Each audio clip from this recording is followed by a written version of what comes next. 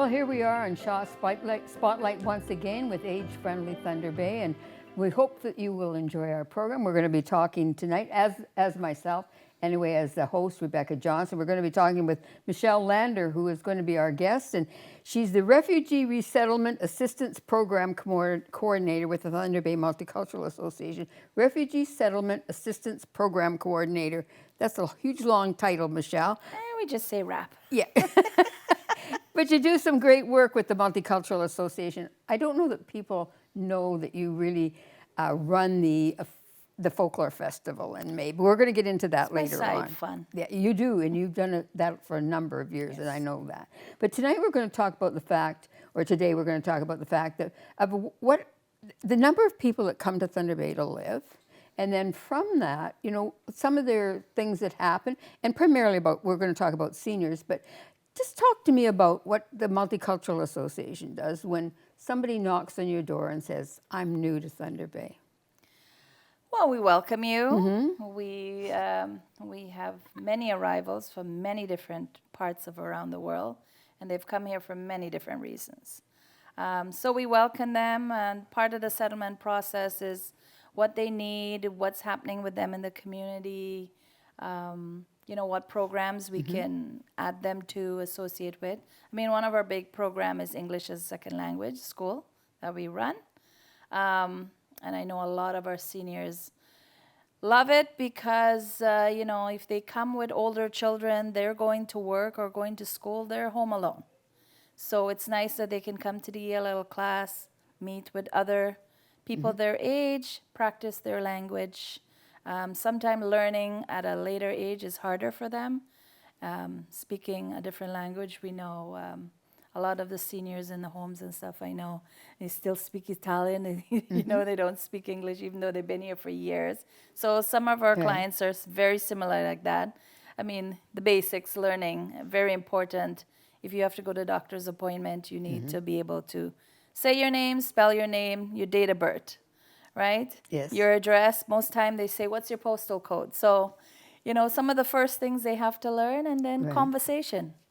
Can we go back just for a minute? You mentioned reasons. Is there some particular reasons why people come to Thunder Bay, and why Thunder Bay?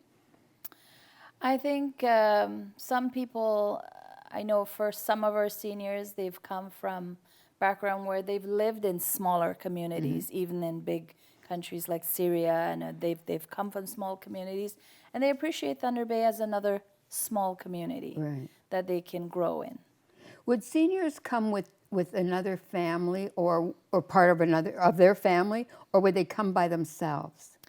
We don't have a lot of seniors that come by themselves. Most time they come with an adult child, so a family that don't want to leave their parents behind. Right. And sometimes they follow later. Sometimes the family comes, and once the son or the daughter is working and capable of sponsoring their family, then the parents come, because it's nice to have parents with grandkids. And of course, you know, yeah. Do they when a senior or older adult comes to Thunder Bay from, as you said, all over the world, are they comfortable here, or does it take a while for them to adjust to being in Thunder Bay? I mean, the weather is the first big adjustment, but outside of that, once they could still do a lot of the activities that they've done at home, they adjust very well. Right. I often think of, I've listened to college and university students talk about our winter and the adjustment to it. So if you're an older adult coming from, say, Syria, India, etc. I'm just thinking of warmer countries. Burma. Burma, Mediterranean countries, etc. It all of a sudden, when it's minus 20, 30, that's a real hit for you. It's a tough adjustment. Especially the ones who enjoy things like gardening. I know a lot of our seniors have come and taken part in the community gardens. So they have community gardens. So come winter, it's like, oh my gosh, you know, like now they're stuck inside. But I know a lot of them that are brave, and they at least try to make it to language class every day. And I was going to ask you about the language. If you were coming from some of the countries that we mentioned, or any that don't speak English as their first language, is it difficult for them to learn? I always understood English to be a hard language to understand and learn. comprehension words and what they do and how they make sense. I mean, there's a lot of my seniors do make fun of me, like, what is that English word? It doesn't make sense, but they try. Yeah, I think they get fun out of it. Yeah. Do people that have moved to Canada then find that you really need English to get along? Because I think of when I was growing up, as you mentioned earlier, some Italians in particular never really learned how to speak English. No. They survived. Yes. But it's better if you can learn the language. Like I say, for medical reasons, it's Yeah. good to learn some basic English. Being able to explain yourself to a doctor and what you need is very important. But just conversation, so that when they go somewhere and they participate in something, they still don't feel like they need to stick with their group. They can integrate with other members of whatever the event is. Yeah. Right. Well, when you talk about groups, individuals come to Canada, seniors, families, to Thunder Bay. They are part of a group at that point in time. Then they become a part of a bigger group at the Multicultural Association, then the group in the community of Thunder Bay. How do they manage to get through those groups and adapt to actually being part of the community? I think a lot of time it's volunteers or just participating in events or participating in activities that are set out for them. And they make friends from there and they go from there. All right. And is it something that you encourage then at the Multicultural Association when they come? We do. We Okay. do. We do encourage them. We always sign them up for whatever city program is being offered, 55 plus center. And sometimes it depends on religion. So they'll have activities through their church communities or the mosque. So, yeah. What country do we have the most people coming from? Right now, Afghanistan. Okay. But 2016, when the program first started, we had our Syrians. In between there, we have Eritreans. We have small pockets of Burundi, small pockets of Bangladesh. They come from all over. And most of them come from outside other countries. So they come in from Egypt, Jordan, Turkey, Uganda is where the Africans come out. So the Congos, Burundi, they come out of Uganda. Yeah, so everywhere. And our Eritrean population is growing. They even have their own little church now. You know, it's amazing when you think about it, Michelle, over the years, how the whole community we are very multi-diverse and cultural, and that is a real asset for us. Yes. Can you expand on that a bit? I think it's nice to learn different cultures, Yeah. and especially for the kids. I know, like for the teenagers, I know I have a lot that went from grade 8 and then right into high school. And I mean, they're first year university now. It's the first round of university students. Okay, right. So I'm very proud of that. Sure. And their parents are very proud of them to know that this is one of the main reasons why they sacrifice and had to sometimes walk for hours to get to safety, to get to a UN post, to be able to claim refugee status, to come to Canada. And so first year generation going to university, these parents are really proud that, their kids are being successful. Thanks for that. Michelle, we'll join you back in just a few moments. And Michelle Lander, my guest this evening from the Thunder Bay Multicultural Association. And Michelle, this is great information about what's happening in our community. Thank you for that. You're welcome.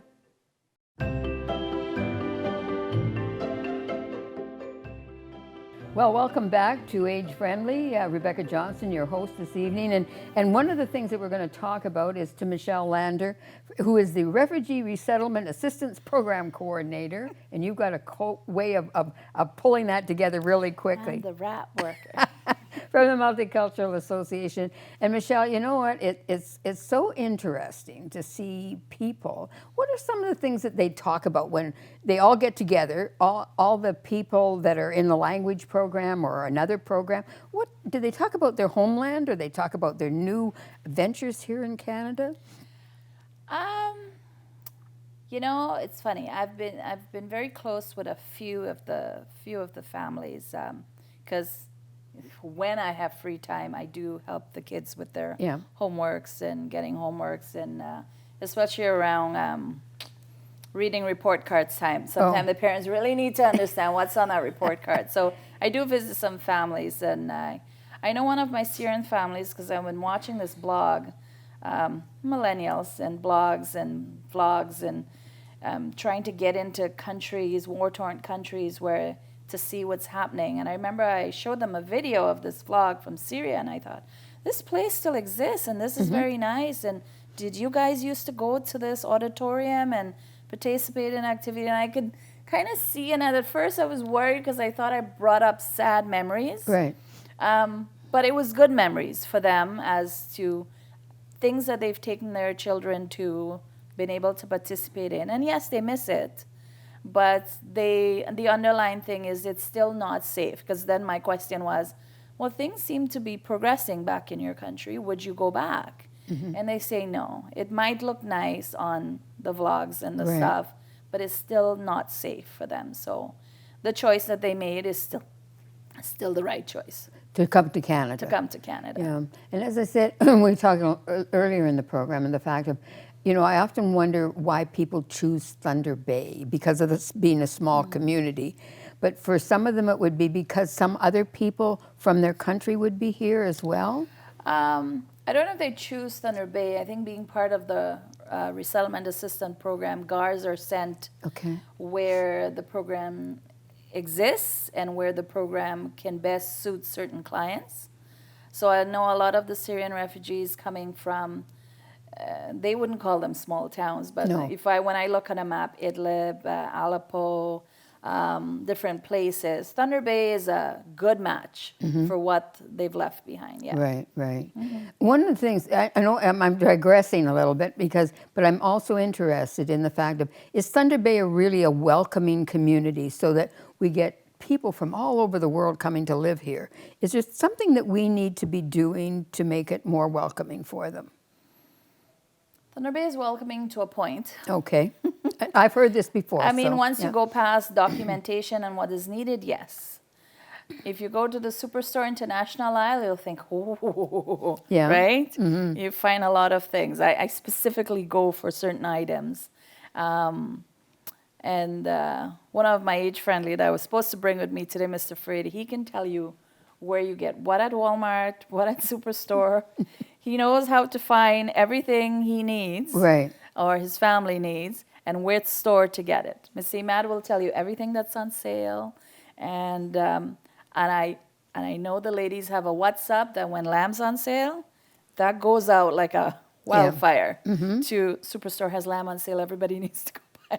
Because it's certain things that they want to eat. Certain things that they want, yes. Of course. So and they have adjusted to certain delicacies. They know they can't get it every day or eat it every day, but especially when occasions come around, and and we've learned the chain of shopping, from ordering stuff from Toronto and how you get it, and I never thought about that. Somebody takes an order when one person's going or driving down, and they go bring it back, and so. But we've adapted to some degree on people's food, particularly their likes and dislikes and things like that. That's a good thing. I would say it's very multicultural when it comes to getting food now, that it's not hard to get certain things. Yeah.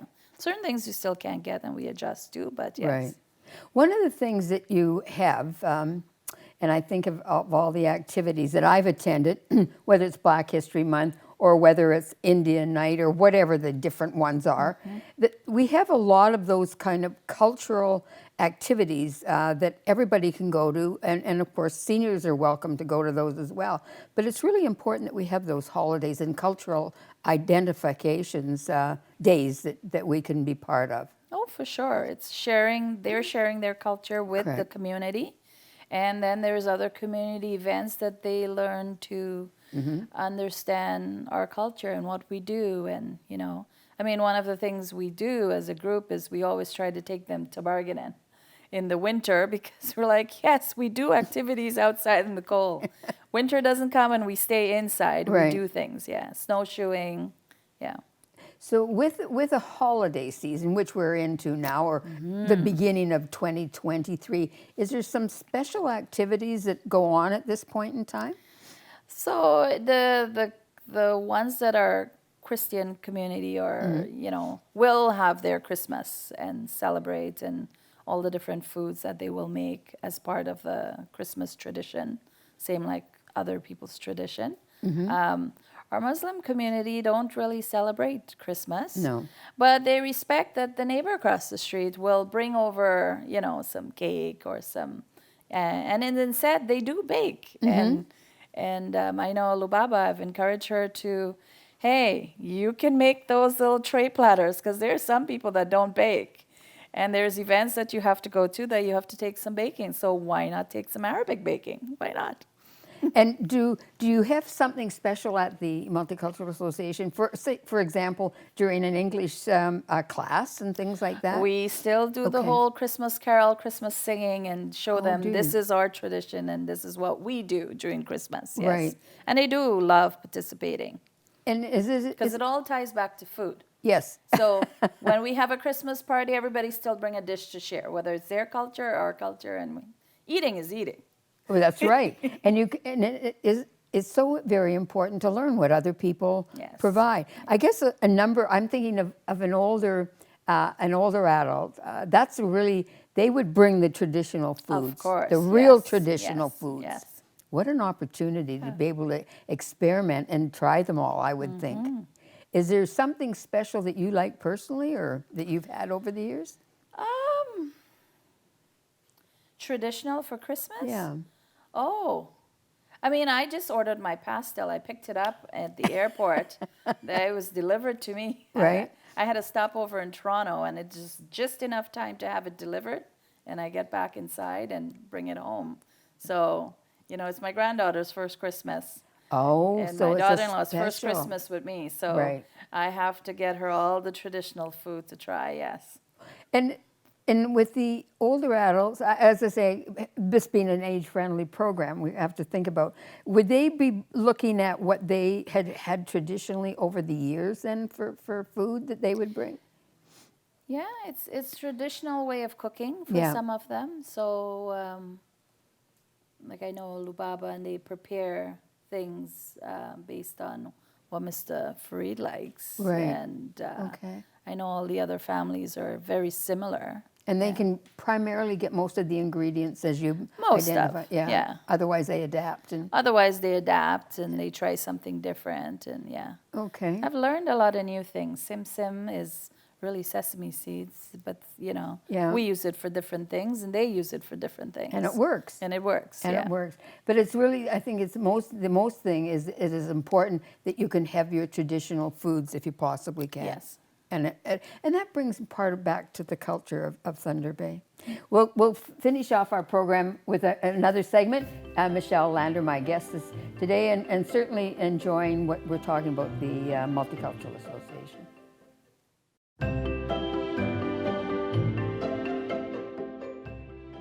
Well, welcome back to Age Friendly. Rebecca Johnson, your host, and Michelle Lander, my guest this evening. And we're talking about from the Thunder Bay Multicultural Association. Her title is the Refugee Resettlement Assistance Program Coordinator. So there we go. Michelle, one of the things that's really important, and talking about the fact that we get so many newcomers, and we have a large number. Sometimes I assume there's more than others that come in a year, and would that... 2016, we have 647. 647 in 2016. Since 2016 when we started, the program started.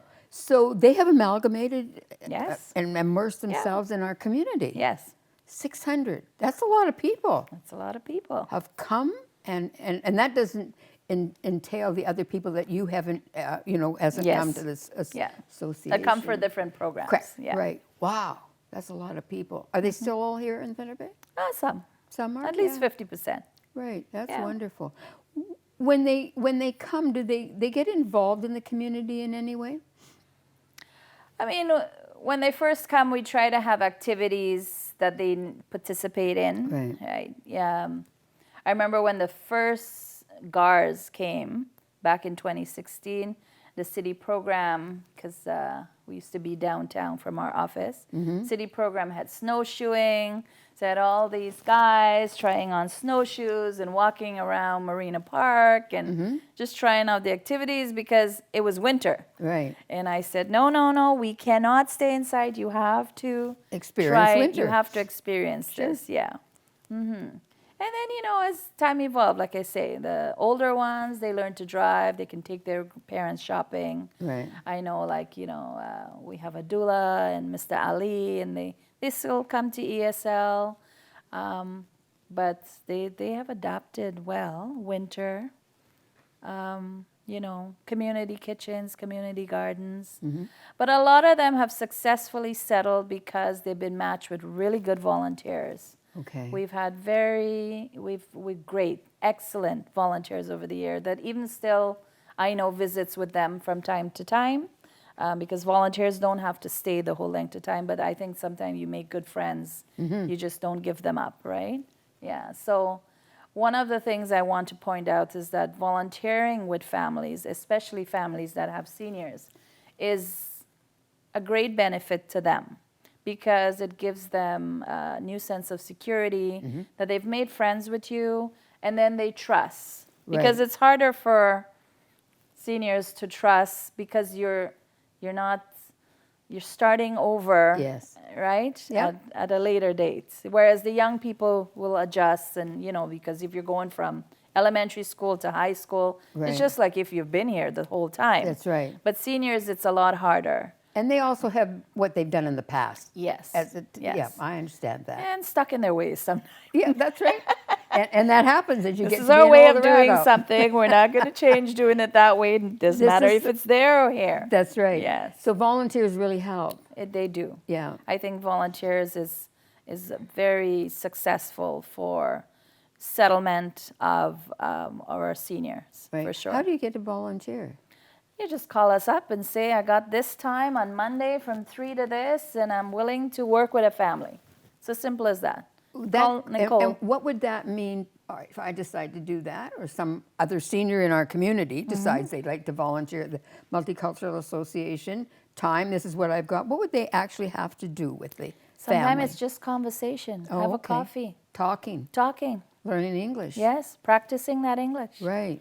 Yeah, Mr. Farid and I talk Arabic English on the time, and the kids cannot understand how I understand what he's saying. And I said, I do. He has enough English words and enough Arabic that sometimes end up being similar to French or another language that I know. And so I get the meaning of the word, and I understand the sentence, and I reply. You know what? There are many seniors in our community that are isolated and choose not to really get out with people for whatever reason. I think it's really necessary that we do that. But at the same point in time, this is something that they could do and call a multicultural association and just say, you know, I'll share a cup of coffee and chat with somebody. Yeah, just give them a little time. Right. And practice some English, and you learn about their culture and their country, and they learn a little bit about you. So if there is a senior in Thunder Bay right now, they need to get thinking about doing something like that. That's a great idea. Yeah.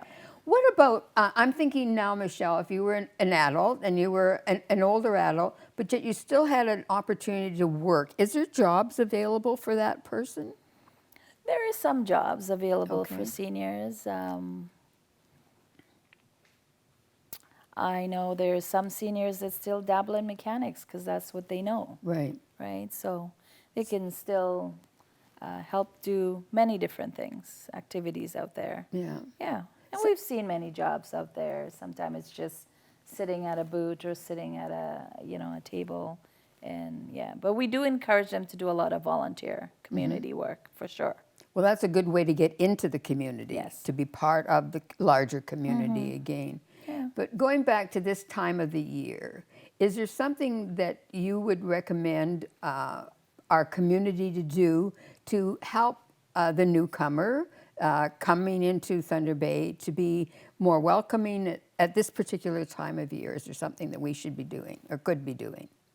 Just continue to be cheerful and be respectful and show some empathy. Mm-hmm. Yes. Explain that a little bit for me. Simply saying good morning. How was your day today? How's it doing? I think as for me, so I get accustomed to seeing them coming into the school door every Right. morning. So sometimes I'm coming into work, but they're coming into school. And they're so happy to practice that they know to say good morning, and you right. know, those kind of things are very important to them, to say hello and meet people. And we need to do that a little bit more as Yes. a welcoming In community. general. Yeah, In for general, everybody. yeah. Yeah. You don't know how much it makes a person's day just to simply say, hey, good morning, how you doing? Right. It's beautiful today. It's nice You today. recognize them as an Yeah. individual. Yes. Right. Yeah. Do we do anything with newcomers in regards to New Year's at all, or because that's for everybody? Yeah. So I know for our Muslim community, their New Year started at a different time for the Right. year. Same for Iranians or different. Like even for Orthodox Christians, so the Eritreans, their Christmas in line with the Ukrainian Christmas is the Right. yeah. So That's a little bit different. they're a little bit different. Yes. But it's somewhat around the same time of Yes. the year. Well, And we can do especially that. if they have Yeah. kids, Yeah. it goes with the school year. So Christmas is Christmas because they got to go back to school. Right. Yeah. Right. Yeah. But do you at the Multicultural Association, you can't have a New Year's every week kind of a thing. No, So no, no. you do a whatever. We just know it's a celebration Yep. because there's food in our staff kitchen. That it comes back to food no matter how we talk about Yes, it, isn't it? yes. But that's so important because that is how people come together in so many Yeah. ways, is through food. Well, that's our big part of folklore, right? Food. That's correct. And we never even really got into folklore. It's just about the end of the program today. But the folklore, do we have the dates for 23? It is May 6th and 7th. May 6th and 7th. So that is an opportunity to come and share food. Yes. Because that is one of the highlights Yeah. of folklore. So Yeah. appreciate that. And a lot the of our work. families, especially seniors, look Yeah. forward to that. Thank Yes. you. That's Yeah. a good way to end. So today we're talking to Michelle Lander from the Thunder Bay Multicultural Association. We're going to keep our kind of a theme of Christmas and New Year's and bring in Linda DePiro for our senior exercise moment. And she's going to be doing something from Ireland, and hopefully that you will enjoy it. And on behalf of all of us that are putting on age-friendly program here, very Merry Christmas, Happy New Year, and we'll look forward to seeing you in the new year.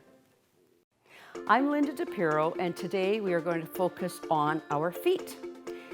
Feet are also referred to as sensory organs, right? As you can see, I'm in my bare feet here. I like the feeling of grounding either into a cold floor, carpet, grass, sand, water.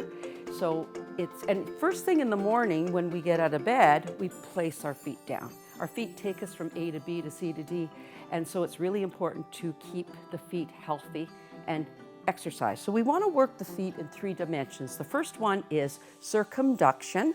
So try not to rotate at the knee, rotating at the ankle, and you want to work really slowly here. If you go too fast, you're going to miss the range, and then reverse it in the other direction. So you want to do this for about 30 seconds and reverse it. Then the next one is the plantar and dorsiflexion. Dorsiflexion, plantar flexion, working through the arches of the feet. And it's interesting, as we get older, we tend to lose this dorsiflexion, so it's really important that we keep it going. The next one is supination, pronation. So 3 dimensions, the circumduction, the plantar and dorsiflexion. And now I'm going to stand. I just have some elastic tubing here, and I'm going to pull on the reins here as I go into supination and pronation.